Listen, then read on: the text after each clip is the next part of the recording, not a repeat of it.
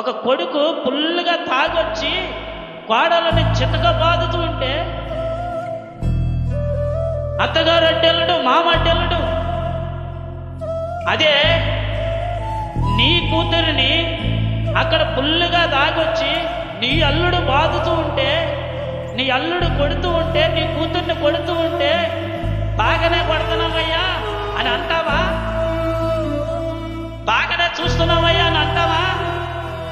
కొట్టిన పర్లు ఎలాగే కొట్టాలి, నా కూతుర్ని బాగానే కొడుతున్నావు, పర్లేం కొడుతున్నావులే, కొట్టి ఎలాగే కొట్టాను అంటావా? ఇవాళ ఏమన్నా కోడలను కొడుతుంటే నవ్వుతూ ఉంటావు. అదేవిధంగా నీ అల్లుడు నీ కూతుర్ని కొడితే అలాగే నవ్వుతూ ఉంటావా? అంటే కొడుకంట ఎంత పుల్లుగా తాగొచ్చిన తండ్రి కంట పరిశుద్ధుడు, మంచోడు, గొప్పోడు. అదే అల్లుడు తాగొస్తే ఈ పనికి మాలోడు ఎప్పుడు ఈడికి పని పాట లేదు, తాగొస్తాడు,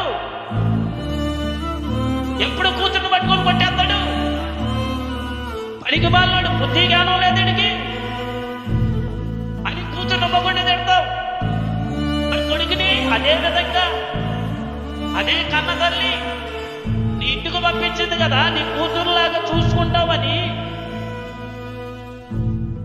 నీ కూతురులాగా ప్రేమిస్తావని, నీ కూతురులాగా చేరదీస్తావని